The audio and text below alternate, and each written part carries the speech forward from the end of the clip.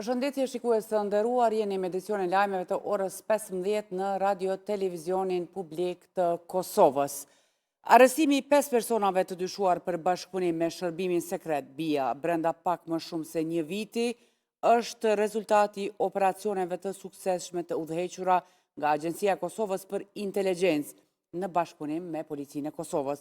Këto raste përveç dëshmojnë përpjekjet e vazhdueshme të Serbisë për destabilizim, konfirmojnë suksesin ton në zbulimin dhe çmontimin e rrjeteve të inteligjencës serbe në Kosovë. Rastet përfshin përpjekjet për rishikim në histori me qëllim njollosjen e luftës së UÇK-s dhe mohimin e masakrës së Reçakut, infiltrime se organizata ndërkombëtare dhe në qarqe ekstremiste fetare me qëllim të dëmtimit të sigurisë dhe imazhit të shtetit. Njëri nga të dyshuarit, AV, pas përballjes me dëshmin, tashmë ka pranuar fajsin. AKI në bashkëpunim me mekanizmat vendore dhe ndërkombëtare ka treguar efikasitet të jashtëzakonshëm, aftësi të avancuar analitike dhe operative në mbrojtje të sovranitetit dhe rendit kushtetues. Ftoi qytetarët të jenë të vëmendshëm dhe të angazhuar në përpjekjet për një Kosovë të qëndrueshme dhe të pathyeshme ndaj çdo forme kërcënimi. Trajtimi i suksesshëm i këtyre rasteve duhet të shërbejë si shembull për rritjen e vetdijes dhe forcimit të frontit të përbashkët për siguri kombëtare. Ky është pra lajmi nga kryeministri në detyrë Albin Kurti. Edicionin e vazhdojmë me lajme të tjera. Pra sot për herë të 28 ka dështuar konstituimi i Kuvendit të Republikës së Kosovës, pasi kandidatja e vetëvendosjes Albulena Xhiu nuk pa arrin të siguroj votat për kryeparlamentare edhe në këtë seancë. Si herave të tjera, kryesuesi Javni Dehari kërkoi nga PDK, LDK, Nisma dhe lista serbe që të bëjnë propozimet e kandidatëve të tyre për formimin e komisionit për votim të fshehtë, por ato nuk pranuan dhe nuk morën pjesë në votim. Kështu, kryesuesi Dehari ndërpreu seancën dhe bëri të ditur se ajo e radhës do të mbahet pas 48 orëve, pra me 9 qershor në orën 11. E pas përfundimit të seancës, deputetët e partive politike akuzuan sërish njëra tjetrën për blokadë. Kështu, Albulena Xhiu nga lëvizje e vetëvendosje tha se në të gjitha këto seanca të mbajtura nuk kanë parë as minimumin e vullnetit të opozitës për të kontribuar në konstituimin e kuvendit. E për Vlora Çitakun e PDK-s, fatkeqësisht situata absurde në Kuvendin e Kosovës po vazhdon. Ndërkaq, Arben Gashi, LDK-s, deklaroi se status quo-ja është bërë e padurueshme për vendin.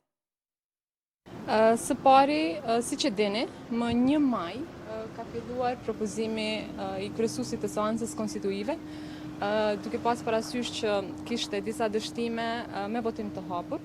Kryesuesi i seancës konstituive vendosi propozimin që të shkohet me komisionin me votim të fshehtë apo për votim të fshehtë. Dhe sot do është seanca 20, pra nga 1 maj, kur ka filluar me këtë propozim, dhe në asnjërin prej këtyre seancave nuk kemi parë as minimumin e vullnetit të opozitës për të kontribuar në konstituimin e Kuvendit të Republikës së Kosovës. Ne kemi disa çështje përpara, në fakt kemi një lëndë në gjykatën kushtetuese që ka dorëzuar AK-ja.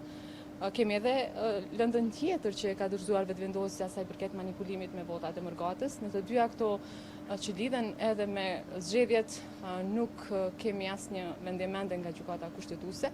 Mendoj që është jashtëzakonisht e rëndësishme që gjykata kushtetuese, duke pasur parasysh ndjeshmërinë, urgjencën të veprojë sa më parë, pra ta thotë fjalën e vet si për lëndën e parë, si për lëndën e dytë. Fatkeqësisht situata absurde në Kuvendin e Republikës së Kosovës po vazhdon. Kosova vazhdon të mbetet pa institucione të konstituuara për shkak të kryenetësisë politike të lëvizjes vetëvendosje. Nuk është në rregull të normalizohet kjo lloj situate. Edhe një herë bëjmë thirrje për reflektim.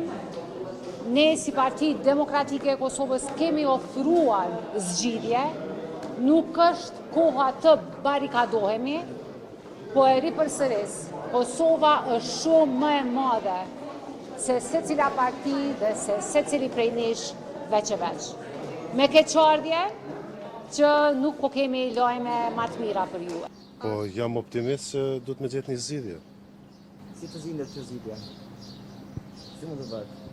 Ulen kryetarët e partive dhe merren vesh për një zgjidhje, qoftë ajo me formoni koalicion, qoftë një qeveri të pakicës, qoftë me shkun zgjedhje. Por më e dëmshmja për Kosovën dhe interesin e shtetit Kosovë dhe qytetarëve të Kosovës është status quo-ja.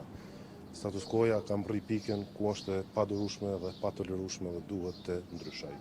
Pra, nënkupton gjetja një zgjidhje, çfarë do qoftë ajo, dhe zgjidhjet janë sipas meje 3 opsione. Një koalicion qeverisës, një qeveri e pakicës ku ne mund pajtohemi të them, okay, po don ti me çdo kusht me kon, hajde bënu kryeministër që po të japim votën, ose shkuarja në zgjedhje. Tjera opsione nuk ka. Kryeministri në detyrë Albin Kurti ka pritur në takim kryetarin e Federatës Panshqiptare të Amerikës Vatra, Elmi Berisha. Në këtë takim miqësor u vlerësua lart roli historik dhe kontributi i çmueshëm i shoqatës Vatra për çështjen shqiptare më shumë se një shekull, me thekse veçantë në mbështetjen për lirinë e popullit dhe pavarësinë e Kosovës. Në njoftimin e kryeministrisë thuhet se Kurti shprehu mirënjohjen e tij për kontributin e vazhdueshëm të shoqatës Vatra dhe rëndësinë që ajo vazhdon të ketë në fuqizimin e lidhjeve me diasporën dhe të shtetit të Kosovës me Shtetet e Bashkuara të Amerikës. Kryetari i Aleancës për Ardhmërinë e Kosovës, Ramush Haradinaj, ka kujtuar dëshmorët Enver Dobraj, Jetmir Mazrekaj, Gazment Lokaj, Ramiz Raci, Safet Rexhepi dhe Shaban Shabani. Ai ka shkruar në rrjetin social Facebook se sa herë i kërkoi atdheut, ata ishin të gatshëm për sakrificë, andaj sipas tij ata meritojnë nder dhe lavdi për jetë.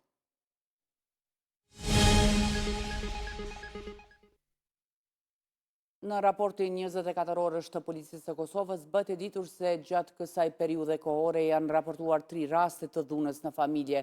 Sipas policisë, një rast është raportuar në Prishtinë, një në Pej dhe një në Gjakov. Policia njofton se lidhur me këto raste janë shoqëruar në stacionet policore 3 burra dhe 1 grua. Ligji për mbrojtje nga dhuna në familje në Kosovë ka qëllim parandalimin e dhunës në familje në të gjitha format e saj me masa të përshtatshme ligjore të pjesëtarëve të familjes që janë viktima të dhunës në familje, duke u kushtuar vëmendje të veçantë fëmijëve, të moshuarve dhe personave me aftësi të kufizuara. Po ashtu ky ligj ka për qëllim edhe trajtimin e kryerësve të dhunës në familje dhe lehtësimin e pasojave. Policia e Kosovës po ashtu njofton se gjatë 24 orëve janë regjistruar 51 aksidente trafiku, 26 me të lënduar dhe 25 me dëme materiale.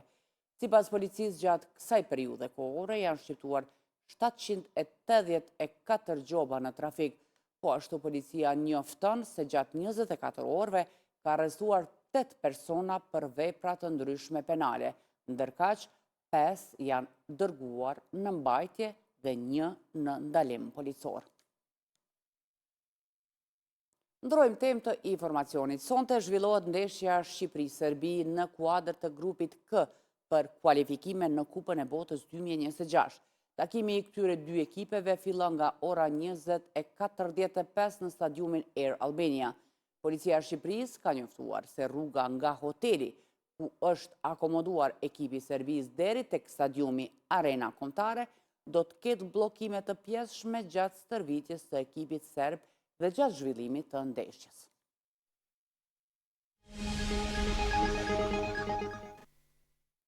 Edicione vazhdojmë me një lajm nga bota. Rusia ka vazhduar me sulme masive nga ajri ndaj qytetarëve ukrainas. Këtë herë në shënjestër ishte qyteti Kharkiv, ku në krye një prej sulmeve më të mëdha me flutarake pa pilot që nga fillimi i luftës.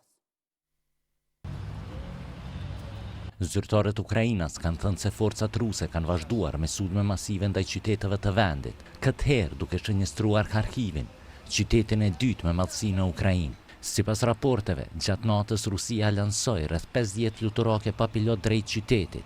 Edhe pse mbrojtja ajrore arriti të rëzon, në mënyrë fizike apo elektronike, pjesën më të madhe të tyre, disa fluturake ja arritën të godasin caqe brenda qytetit. Gjithashtu është njoftuar për sulme të ngjashme në Kherson, ku sipas Kievit, fluturaket ruse gjithashtu goditën pika civile duke shkaktuar viktima. Këto sulme vijnë një ditë pas sulmeve të ngjashme drejt Kievit dhe qyteteve tjera të vendit dhe besohet se ato po ekzekutohen si shenjë hakmarrjeje për sulmin Ukrainës ndaj aeroplanëve rus, i cili arriti të dëmton një pjesë të flotës së bombarduesve strategjik të Rusisë. Njëkohësisht, njoftohet se përveç sulmeve ajrore, forcat ruse kanë intensifikuar operacionet në disa pjesë të frontit. Dhe në fund për të mos humbur asgjë nga lajmet më të fundit na ndiqni dhe pëlqeni edhe në rrjetet tona sociale aty ku informacioni vjen shpejt dhe sakt. Dhe mos harroni, jemi gjithmonë live në rtklive.com. Ju falenderit për vëmendjen tuaj, mirëmbëjtje.